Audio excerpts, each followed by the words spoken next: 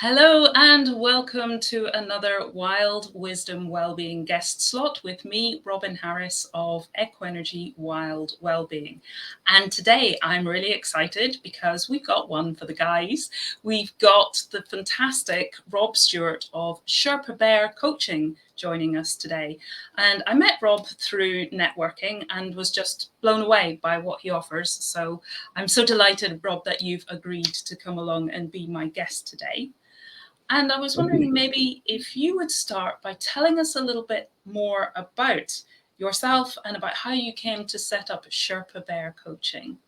Sure. Yeah. Thank you, Robin. Thanks for having me. I've really been looking forward to this. I think we organised this quite some time ago. So thank you for having me on.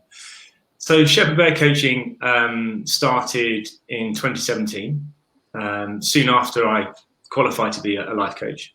And the name is a combination of two things. So it's a metaphor, and the Sherpa in me is the person who is ready to go on a journey with you. So like a Sherpa would climb a mountain with you, they will take those steps with you and investigate things with you. You are still going to go on that journey and take ownership over every step you take, but they will be there with you. Now, the bear side of things comes from when I used to be a teacher. I used to be a secondary and a primary school teacher. And round a campfire in northern Wales on an outward bounds course, the children were kind of describing an animal for each of their friends and teachers. And they said that I was like a bear because I was pretty easygoing. I could growl when I had to. And I sort of looked after them, sort of defended them. And I think that's what I do in coaching, and coaches do sometimes say, you know, we defend the space in which people work in terms of our clients, because when we're trying to create change, it can be quite challenging. We come up against our own fears and anxieties and limiting beliefs, and we can turn away from an area which deserves investigation and has lots of fruitful events that lay there waiting to be uncovered, but we can turn away from that. And so I think that kind of bear energy helps people to remain in places which can be a little bit unknown or maybe a little bit uncomfortable, but they know they're okay. So that's where the name came from. And my journey into coaching is a winding one. So as I said, I used to be a teacher, I used to be a full-time athlete, I used to be a carpenter and a joiner and a personal trainer. And throughout all of that, I'd been a coach in some respect. But it was when my sister, who had some coaching, trained to be a coach herself, and she kind of guided me towards looking into a particular style of training called coactive coaching. And that was in 2017, and I haven't looked back since. That's amazing. You've done so many different things, but I could see how the coaching that you do now would draw on aspects of all of those. And I love that reason behind your name. I hadn't, the Sherpa Bear, I hadn't known that before, but it just comes together so beautifully. Thank you. Yes, it does take some explanation, but it definitely. When you do, it really sets up the scene for the work that you do. Yeah, I think it's someone looking for a coach is looking for a connection, because they'll find a coach who they see is going to enable them to do something, or maybe that coach has done something that they want to do, and they're looking to bring that out in themselves. So I think a story for someone like me as a coach is important. It's my evolution. It's how I've become who I am, and that does help people think, okay, I think I'm interested in working with you. And they'll know more once we have a first session, and we're looking for a really strong click, both from them and from me. So it's got to be a two-way thing. So the story does help. Absolutely. It's our connection, isn't it? And I love that what you do is called Coactive. So can you explain a little bit more about that approach? Certainly. So the co is your being, is how you're being, and the active is your doing, your actions and what you go out there and do. And there's a hyphen in between the two. And so if you're constantly in the co, in the being, then you are thinking a lot and you're feeling a lot, then maybe you're not going to action. And the reverse is true if you're constantly in the active and the doing side. You're not necessarily thinking as much or knowing kind of where your actions are coming from. So the hyphen is a really important place. It's a place where you can dance between the two. And that's what I guide people to do is, and that comes from the school of coaching that I follow. So that's from the Coaches Training Institute. And it's, so when I was at school, maybe you were asked the same question, Robin, around about the age of 14 or 15, when work experience came into play. What do you want to be when you grow up? I don't know. Can I have the menu, please? Can I, what are all the choices? I want to know everything, and then I'll come back to you. So as an adult, looking back on that, I think the better question is, how do you want to be? On a day-to-day basis, how do you want to feel? And I know obviously there are ups and downs, but generally, how do you want to be able to turn up in life? Like, if you want excitement, I want to involve science, teamwork, danger. Well, you can be an astronaut, you can be an F1 driver, you could, lots of different things. It's not about just, what you do isn't you. It's actually how you turn up is maybe a truer version of you.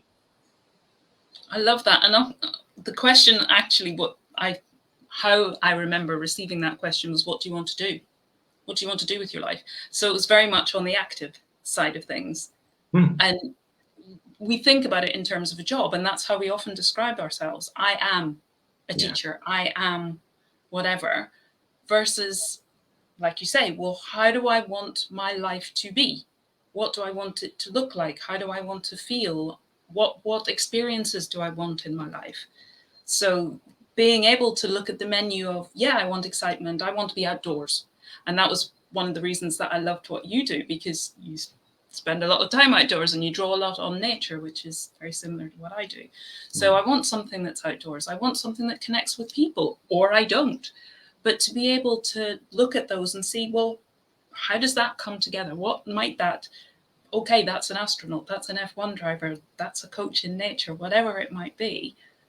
But drawing from the things that light me up, rather than from there's the menu and I don't really know how to choose one thing out of that. Well, we said drawing on things that light you up, that make you come alive. Exactly. That's really, really important. There's a quote, and I quoted this last week. I forgot who said it. I still haven't remembered, but do what makes you come alive, because what the world needs is more people that come alive. That's roughly the quote. And it's true, because, we all know this. When you've gone and done something that really ticks some important boxes for you, let's say you've just swum in the ocean on a beautiful day, you've really absorbed all that nature has to offer, and imagine someone encountering you as you come out of the waves. What version of you will they experience? And it's the alive version, right? It's so that's different to maybe living with massive compromise, and just existing or just coping. And I think when we can do that more often, and still performing the day-to-day tasks of life, but doing things that are more aligned to how I want to be, we occupy a certain kind of space. We have a different kind of feel, like you said yesterday in the meeting, you said about the vibration that we have. Now, we don't have control over so many things, but when that version of us turns up, we have an impact that we just don't know about on other people, and we occupy our space in a different way compared to when we just exist. Absolutely. And it's finding the place where we can be in that vibration more often, even if it's still physically where I am, but emotionally, mentally, cognitively, I'm in a very different space. Completely. And emotionally, so I would regard myself as emotionally intelligent, and that's something I help men do is speak that language. You said it might not require you to go somewhere geographically different, and I think it's very true. Everyone's had an experience of that in the last couple of years. COVID stopped us going places. Yeah, stay where you are. Everyone's realised that you can still do things. You can still scratch that itch where you are. You have to become more creative, and sometimes when we are on a journey geared towards reaching the horizon, we're not looking around literally at our feet and seeing what is right there, which can actually grant us more access to be how we want to be. And so that's one thing I help my clients do, which are largely men, is to learn that language of their emotions, their feelings, and start to open that avenue that they haven't necessarily looked down as often as they might, or at all, and lots more becomes possible. And one of the things that I picked up from your website and kind of what you were touching on then was you help people to look at success and to achieve success, but success might be very different after working with you from what we've been conditioned to think of as success in the world, what society tells us kind of the expectations are around success. So would you talk a little bit about what success means for you, how you look at success, and how you then help people in achieving what success is for them in their lives? Yeah, certainly. So, well, success for me, I'll step back a bit and talk generally about men, first of all. I'll come back to me. So we do lead this. I spoke to a therapist a few weeks ago, a guy called Paul Sinclair, and he talked about destination addiction. And he's an addiction specialist. He deals with people who are suffering with addiction. And I think we can be on this. We don't know we're on a conveyor belt of destination addiction, of trying to be objectively successful, and a kind of success that is universally recognized. So being successful in our jobs, in our relationships, in the sports we play, in lots of different avenues. And there's something that happens when we get into that process, and we can be successful at the cost of inner success. So lots of my clients are objectively successful. They've built their businesses, they've maybe sold their businesses, they're retired, they have a wife and children, everyone seems happy, they don't really want for anything, but they still don't feel how they want to feel. And that feeling for some time has been a driving force for them to carry on trying to be objectively successful. But if the only tool in your toolbox is a hammer, every DIY job is going to look like a nail. Yeah. Right. So the success what I do is I help people step back from only certain areas of their life and concentrate on the one tool that they use for everything, which is themselves, and really get to know themselves. Because what drives us is our upbringing, are the values that have been instilled in us by role models in our lives. They're perfectly valid, but not in every setting. And there is a lot more latitude that we don't know about. So, well, from my story involves the death of my father when I was 17, and parents divorced when I was 11, and so my access to role models was disrupted. But one of the silver linings from that was that I started to look externally for my family, as well as looking at my family, but externally for my family, looking at other role models in a way that maybe I wouldn't have done without those losses. And so I had kind of a bigger menu to choose from. And that's really helped me become who I am today. And so I help men look outside of the world that they know,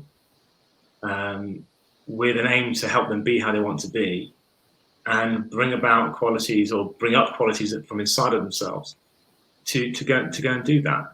So the success is knowing oneself and being able to actually effectively influence how you feel, and then take that person into every area of your life.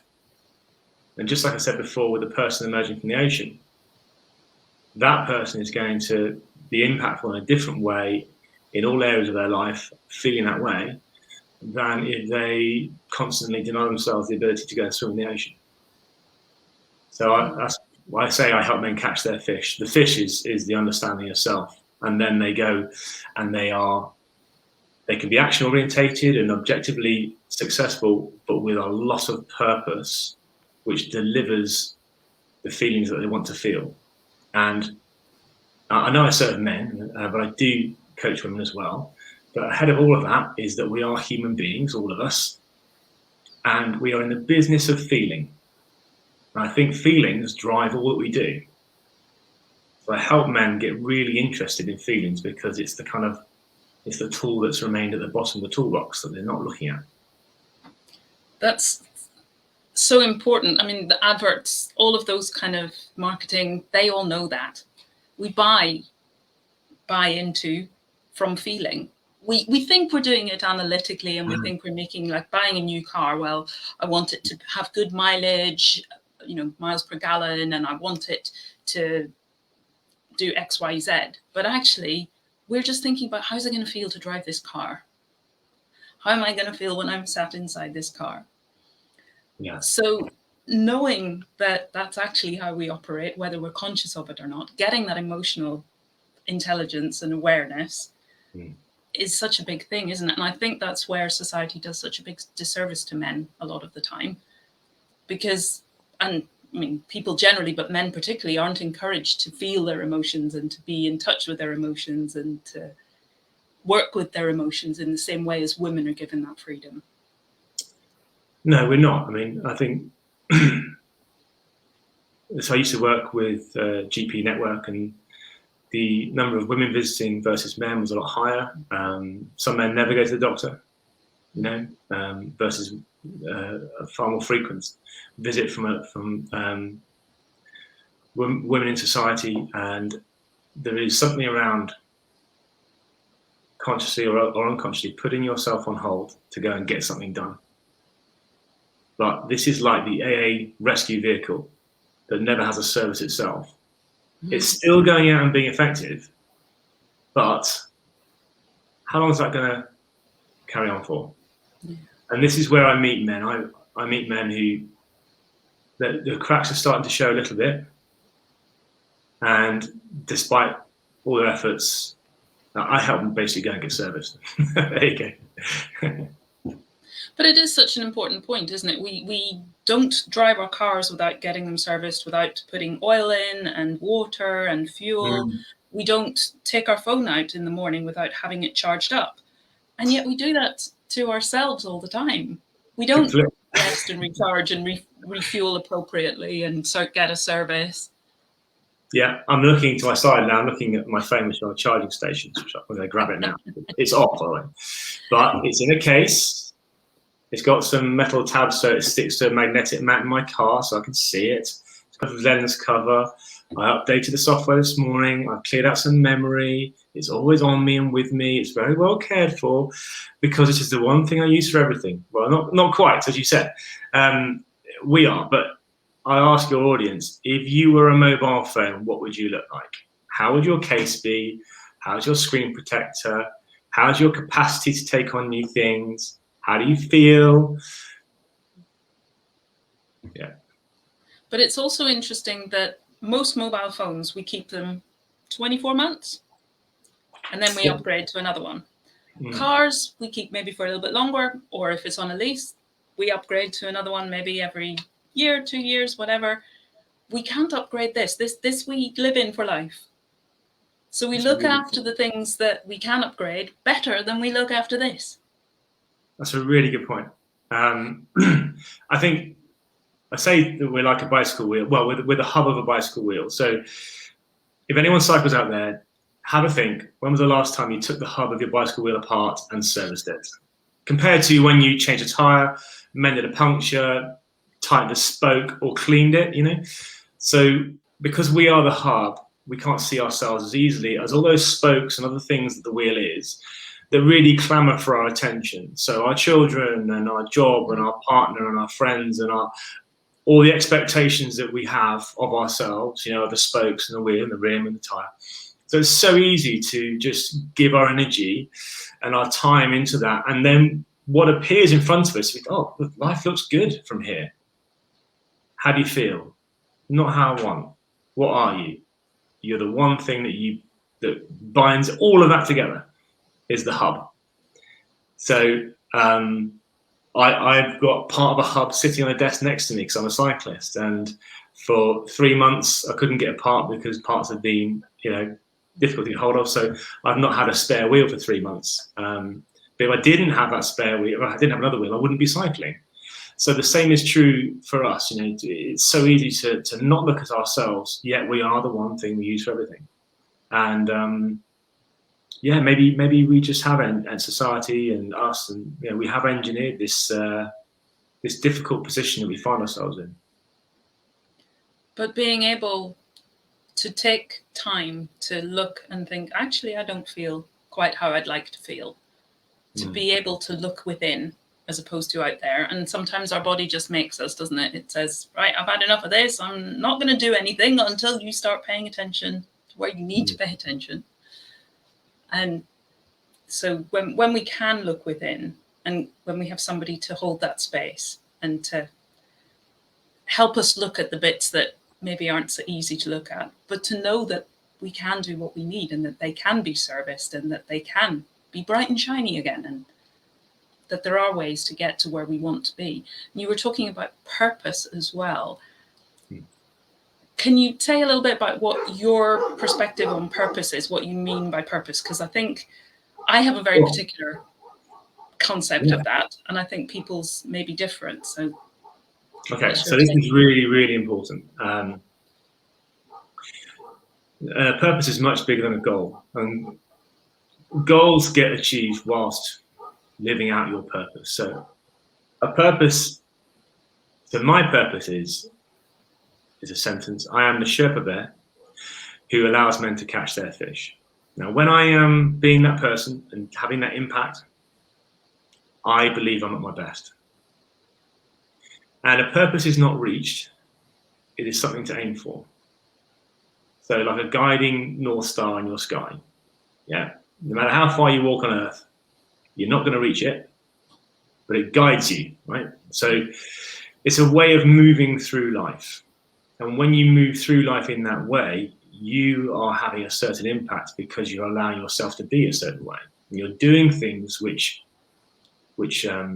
add structure to that, and sustainability, and you can access that way of being. So I help people find their good core and supporting values. And they're like stepping stones on a path that is aiming towards their purpose. So on a daily basis, if people are living by the majority of their values, they're probably moving towards their purpose. And what a purpose does is and the value set as well, it's like a filter. So if you have a decision, a choice in life, you can hold it up against your purpose and your values and think, well, does doing this lead me in that direction? And I think that's really, really helpful. It does actually kind of simplify things for my clients, because if it doesn't, and actually the diversion is, over time, it's quite a long one. Why are they doing it? And we don't make things right or wrong, but we just get interested. Because sometimes you might need diversion. You might have to take a diversion that's momentary, where you compromise your values a little bit to do something in life, but you know that you're going to come back on track. And through coaching, the purpose becomes something that my clients regularly check in with. And it's that star in their sky that they know they're aiming for with their actions. So their actions become more impactful because their actions help them be how they want to be. So that's what I believe purpose is. And I think openness and curiosity, which is kind of what you're talking about there, is so important. Without labeling, without judging, just exploration of something. Just approaching it with, that's curious, that's interesting. I wonder what is within that. And sometimes I think the diversion, and if we go off on a tangent from our purpose, our track, our North Star, we learn so much more about ourselves just from the fact that, I've stepped out and I'm not quite fully in my values, but this is helping me to see my values because I've kind of taken a step away. Yeah. I see the contrast, and the contrast is something that really adds. That's a really good point. The contrast, I think our path in life is a bit like a lightning strike, in that you can kind of go down here and have a look. No, not for me. Over here, have a look. No, but you're moving, and the more you investigate, the more you refine your purpose to the point where you are more reliably on that kind of central arc of lightning that's taking you to where you want to go. I think maybe it's true of everyone that we learn so much more from what we don't do, right the first time. But we come away with things, and I think that's what I've done in my careers. Is I've been very interested in investigating, and fully immersed myself in different careers. But then I've come away from those when I've got what I wanted, and I'm ready for something different. Yeah. And it all comes back to what you were saying earlier about self-understanding, because we go down one path or one strike, and we learn so much more about ourselves from that perspective. And I'd also like you to talk more about perspective in a minute, because I know that's something that you do. But we learn so much about ourselves, but in a specific arena, and then we go down another and we learn more from a different arena. And for me, it kind of makes it more multidimensional, as opposed to a 2D image of who we are. We get that whole rounded, multidimensional perspective, and so much more then to draw on, because I find myself in this situation, right? My toolkit now is so wide that I've got whatever I need for wherever, whenever I find myself. Yeah, it's I think we have a complete privilege that is the journey we can be on and we choose to be. It's never ending, and I would hate for it to one day end. It's too exciting. Yeah, it is, and I think when we realise that is on offer, the possibilities really do expand in front of us. And you mentioned about, say, perspectives. We often have a perspective about ourselves in a certain setting or situation, and that with that will come belief systems. Actions are based on belief systems, assumptions, maybe limiting beliefs, and it's like if you wear a pair of glasses that have a red tinted lens, then everything looks red. That's a perspective. Or if you always sit in the same seat in your lounge, you've got the same perspective on your lounge.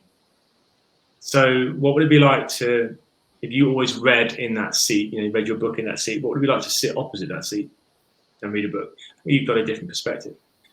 And that's the role that coaching plays, is allows people to recognize the perspective they're in by effectively getting off that chair and standing, maybe next to me, and looking at it and say, okay, what's true in that perspective? What do you believe in that perspective when you look at your life? And working out if it's helpful or not. What's great about that perspective? What's not so great? What if the opposite were true? What about this perspective and that perspective? So it's getting someone to move around something in their life, like a topic. It might be their topic of work. They've got a certain perspective.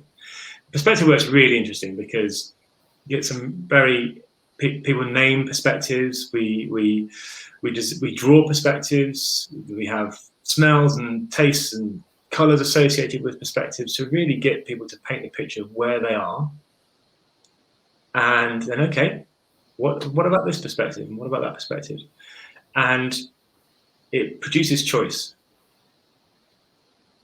Like if you're stood at a mountain and you could see a path at the mountain from where you're stood, but there are 10 other pathways you don't know about because you're not willing to move off the spot.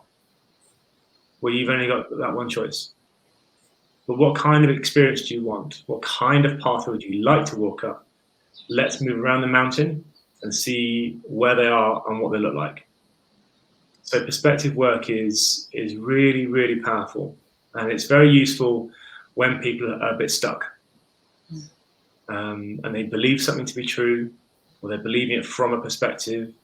It's not indisputable evidence that you would present in the court of law and win a case with. is something you feel and you believe is your truth or is the truth, when in fact it's maybe true where you're standing. But I'll give you a very, very good example. I used to be a full-time rower. So I'd be sculling along in my boat and I can see my feet, my legs, the stern of my boat. Yeah, I can't see the back of my head or where I'm going unless I turn around. But my coach is in a launch over there. And he can see lots of things I can't. And he moves around me and offers me input from what he can see. And then through myself and him working together, we have a much better, fuller picture of me. And that's how we create change. I can try and create change by myself, but I'm going to struggle to go the whole way. So coaching helps somebody move around their lives and look around and choose powerfully to be effective in the way they want to be. And that's so often the case, isn't it? When we have limiting beliefs, we're not even aware that we have them, that they are a belief, not necessarily truth, that we have options, that there are other ways of looking at things. And I love the kind of example when you talk about in your boat, you're going backwards when you're rowing. You can't see where you're going. And there is, obviously, we think in terms of the future is ahead of us and the past is behind us. But there is a culture, I can't remember which one it is, that they believe that the future is behind us because we cannot see the future. The past is in front of us because we can see the past. We can look back into the past and we can see what happened at what time. But we can't look ahead into the future. So a different perspective, a different belief, a different system, isn't it? And it makes sense because, well, yeah, we can't see what's going to happen tomorrow, next week, next year, in the same way that we can see what happened last year, last week, yesterday. So I love that. And I love the fact that when we travel and when we move to a different perspective, we do see things very differently. So it can be moving your chair, moving to sit in a different chair. It can be going to a different coffee shop. It can be taking a different route home, but or going to a different country. Whatever it is, it just kind of, it's like one of those snow globes. It shakes it a little bit and suddenly everything looks quite different.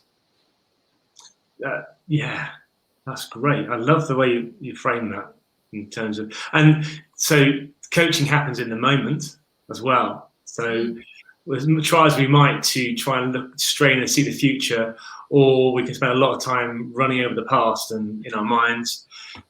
Okay, fine, but there's a lot of energy that is not then being spent on the now, and that's in the moment is one of the core strengths of coaching is holding someone in that moment and saying, right, well, what's here right now? I know you felt it yesterday. What do you feel today? And the only way in which the past is present is in our heads. It's our memories of what has happened. And we can choose how to frame those. We can choose whether or not we hold on to those. We can choose what we do with them in the present. And the energy that we put into the present is what creates our future. So the only moment we have is this moment of now. I was working with a client recently who is stuck thinking about things in the past, and just as you said there, they're just creating the future to contain the same. They're just shifting another position along in that same dialogue and same way of thinking. And I think when men find themselves, when men do that, they're not necessarily reaching out and seeking for somebody to help them look at things from a different perspective. They're pretty good at enduring to a point. But try as they might, and they do try, they're not getting different results. That's when the deflation happens and start to question their inability. And I want anyone to know that A, it's okay to feel that way, and B, there are lots and lots of options you don't know about yet. But working with somebody will really help. And it only takes very small changes in your perspective to have huge impacts on how you feel. So from it's kind of a human thing, but from where we are, we think my problems are huge and they're big and they're complex and they're painful. So getting out of them, turning things around is going to be huge and complex and painful. But actually it doesn't have to be. The thorn in the lion's paw. Yeah, it's just a small point of infection, but the lion can't walk as a result. Yeah, that's very true. It can really fend people away from this. How do I? Well, we can get stuck on the how. How do I impact this? Like, how do I do that?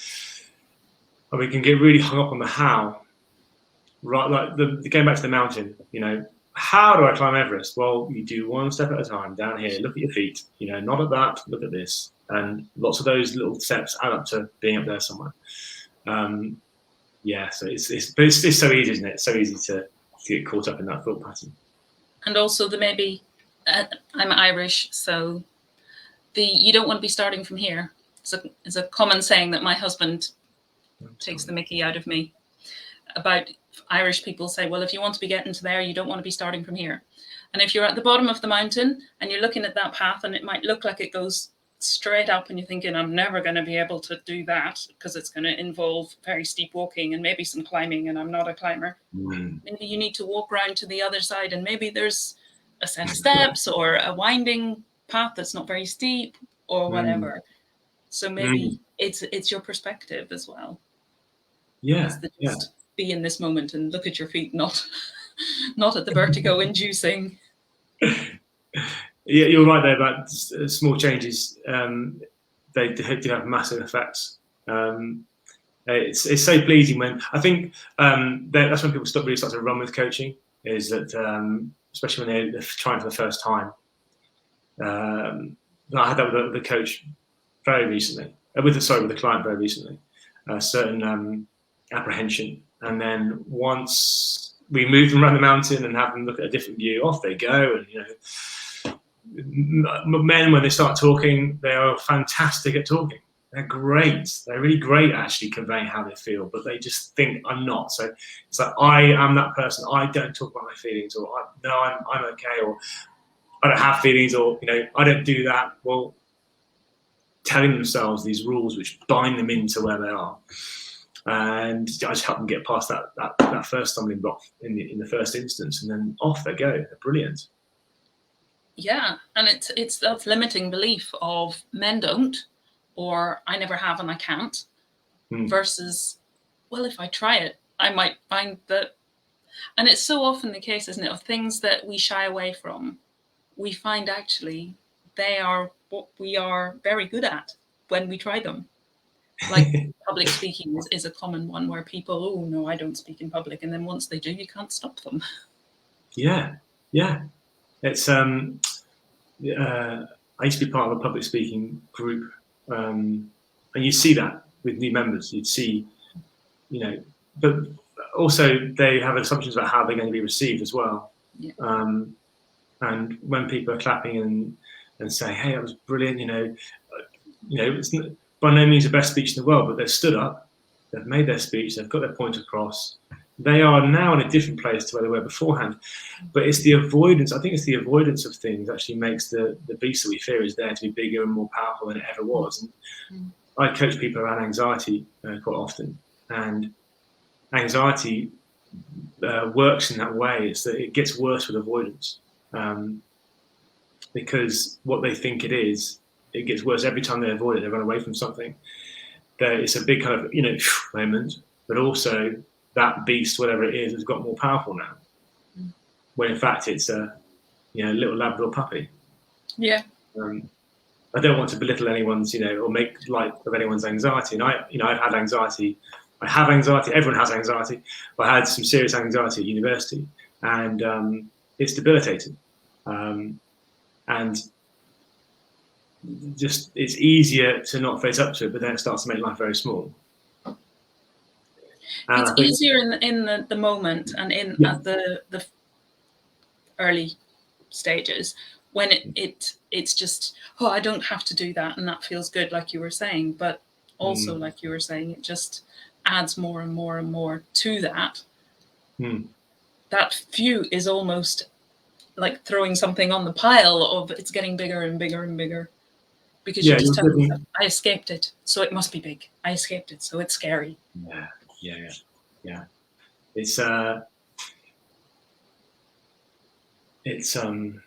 really love working with people around their anxiety, and we characterize their anxiety. We actually produce a picture, and it's really powerful because we can refer to that character by name, and we know how to recognize it and its birth story, like where it came from. And my clients learn to do things despite their anxiety. So if you've ever seen or read the books, The Hunger Games, when this dystopian world where the young people are put in this kind of giant arena which looks like a jungle, and they have to fight each other. Well, that's going on. But also, if they get close to the edge of the arena, the powers that be push them back into the arena by releasing some hornets or whatever it might be, to say, don't go any further, because if you do, something bad will happen.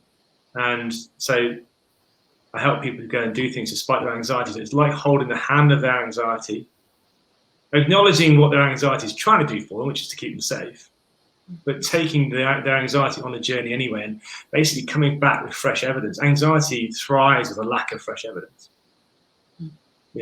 Oh no, this is true. Well, I'm going to show you a piece of evidence today which shows you that it's not true today. And I'm going to keep doing that and keep doing that. Because anxiety is very useful. It helps us stay alive.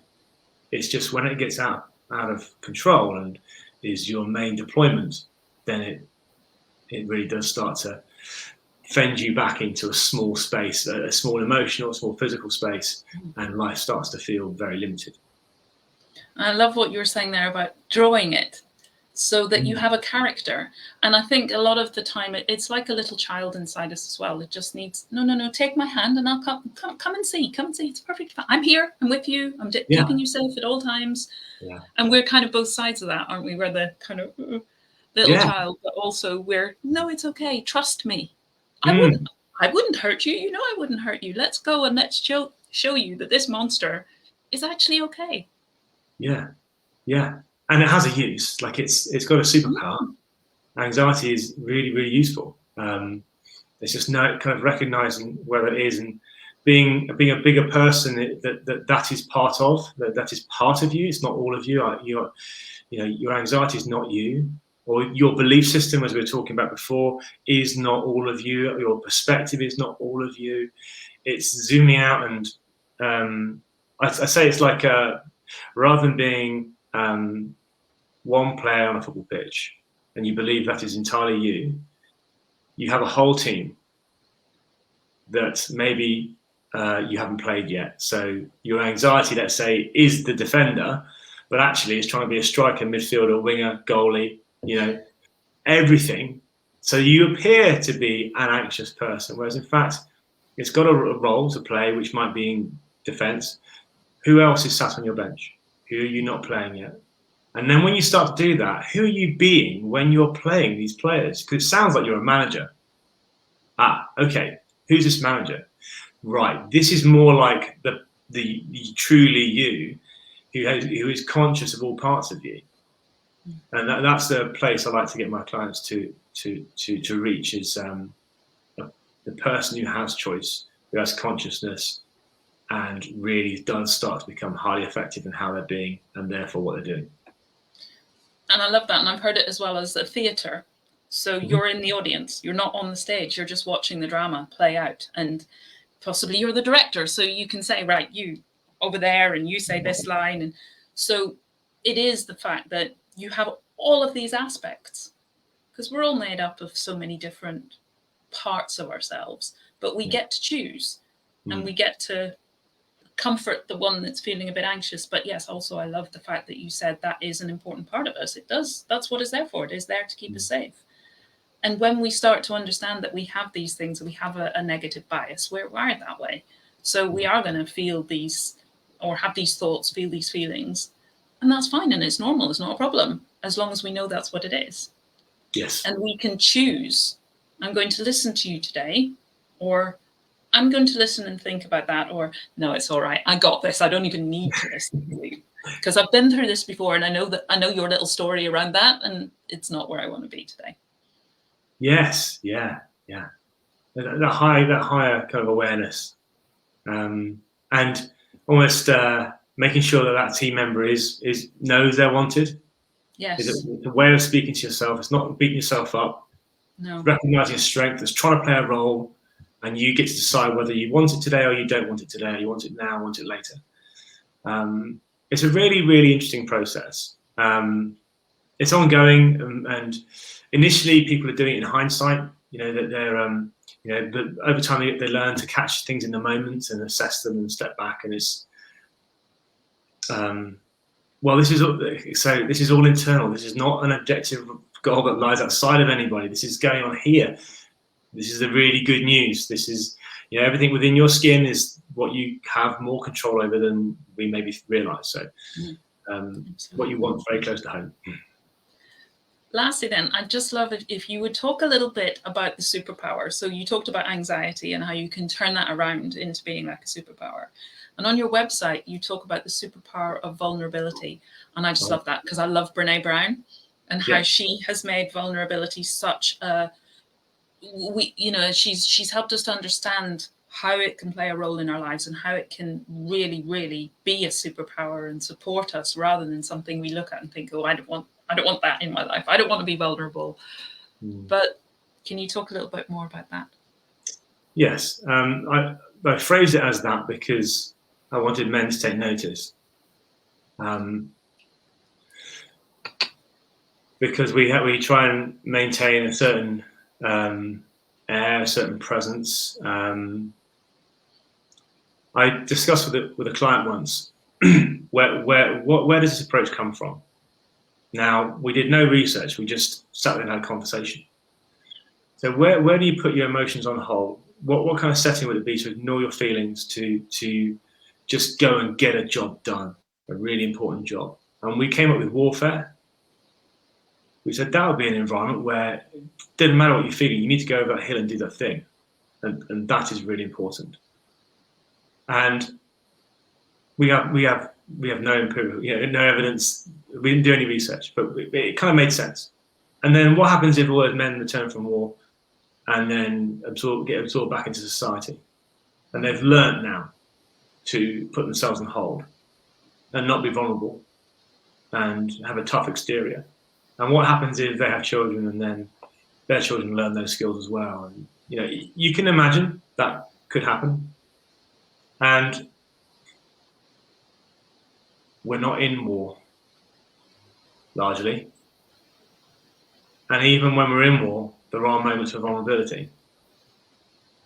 So it's like cutting off a way to communicate with yourself, like cutting off one of the senses.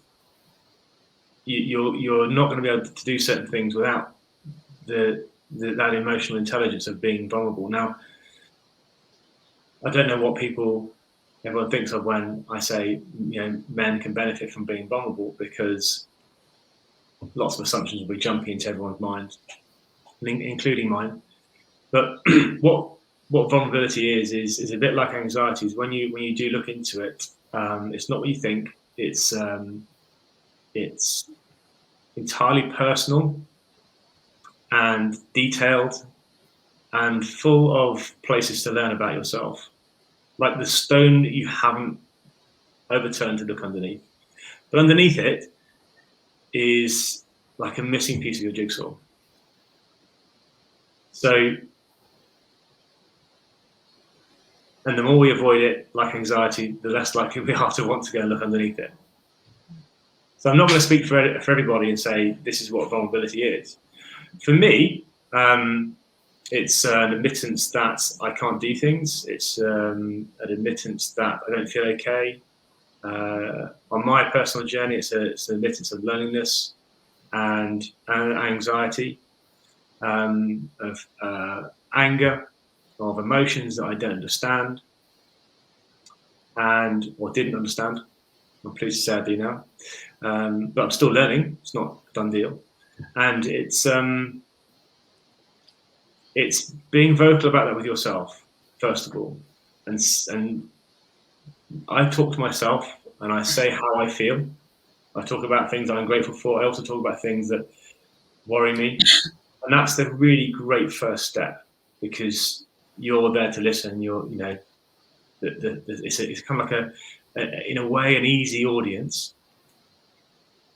But when men talk about themselves in that way in front of other men or anyone else, what it does is, and this is the superpower part of it, is it gives people permission to do the same.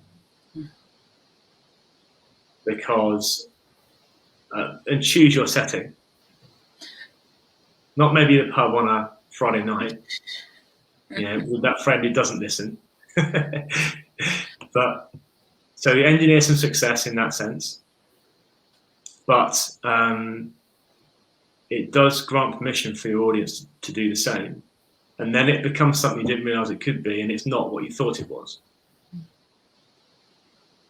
And when men see me be vulnerable, I think it's one thing that attracts people to want to work with me, is that, okay, I can't do that right now. I don't know how, but I think I want to try and do that. So it's another language for men to learn. Mm-hmm. And it's a really interesting kind of paradox, because we think vulnerability makes us less attractive. People don't want to know us if we're vulnerable, because we look weak, we think. Whereas in actual fact, people see vulnerability and think, ooh, I'd like a little bit of that, or ooh, I can connect with that. It's so if you think about going back to sports, if you think about an athlete looking for a coach, if the athlete and the coach don't have a conversation which includes all of the athlete's aspects which trouble them, such as, I've got a stride length on my left hand side that's 2 inches shorter than my right, or I have trouble running in the rain, or I am sick every time I race, and the coach is going to try and help them not know those things, and it's going to undermine their efforts. So not being vulnerable is just like ignoring these things, but they'll continually rise up like a dormant volcano and rumble and cause disruption to the life you're trying to build for yourself. So no matter how good you are at the building, if your volcano continues to rumble and the earth continues to shake, you're going to be scuppered a little bit. And also, on that same vein, how important it is to be open and vulnerable and honest with the person who's coaching you. Because sometimes, I know that myself in the past, when I wasn't feeling particularly emotionally aware and all of that kind of stuff, and I would have gone to somebody in that kind of role, maybe a psychiatrist or something, and not wanted to share, because I didn't want my foibles and stuff to be seen, because I'd always felt judged because of things that I felt were weaknesses, felt that I'd been judged for, and therefore didn't want to show anybody else. But how can somebody support me then? Because I'm not being honest. I'm not telling them what my areas of concern are. I'm hiding them from myself. I'm hiding them from them. I'm not going to go very far, very fast. Versus if I can just show up and say, this is where I am, then that's one of the jobs to know if they can support me or not. Yes, I think that's one of the jobs of the coach, is to trust their intuition and create a safe space. Yeah, I've witnessed that many times, and it's to call it out and to bring it up and have a look at it. When things don't resonate as you think they might, there's something going on. You're probably right to ask questions around it and help that person. Again, it's just like supreme interest in them. When you pay that kind of attention, it's that's what is visible. That's what you can see. Sometimes it's the stuff that people aren't saying. It's a lot of the time, and it's when you are emotionally intelligent and aware and conscious, you can then see those things, see what people aren't saying, hear those things that are missing, read their body language, all of that. very true, and I want to make it very clear. My coach can see what I can't. Always. I'm a coach. I sometimes try and coach myself a little bit, but I cannot get close to what my coach can do for me, because they're not me, and they can help me see things that I can't. And they say, "Oh, I noticed that you've got your fist clenched while you're saying that. What does that mean?" Yeah. Well, I mean, so one thing I would say is that coaching is very dynamic, and as well as all these things that we're talking about, it is action orientated. It is about going and achieving things, but my style of coaching is about doing it in a way that has you feel how you want to feel. So all sessions are different. Some sessions are a lot about how you feel, but other things are entirely action orientated, and who knows how the session is going to be, because it is very much in the moment. So I want to assure everyone it's not always really weighty, but those things do need to happen, and they will. But the variety of the way you feel during and after coaching is broad, and for a good reason, because it touches on all different aspects of you. And but yeah, I wanted to make that clear. It's not always a right, here we go into coaching and got to bring up all these things. It is an aspirational profession, and I just thought that was worth mentioning. And that brings us nicely around to something that I was kind of distracted from saying in the beginning. You talked about co and active and the little hyphen in between. And for me, that just highlighted how much we need balance in everything. So we have balance with the co, the being, and then we have the balance with the active. But also, I'm sure that the active side, well, all of it with you is going to be so much fun. And I think that's what shines out, that it is a very positive feeling action, or positive feeling exploration of the feelings, that there is a real energy that is attractive, that, oh yeah, I want to feel that way. I want to do that stuff. I feel I can get there by working with you. Well, thanks for saying that. I think I do constantly check in with my clients and ask how we've done, and sometimes they walk away from a session going, wow, but on the whole, very positive experiences, and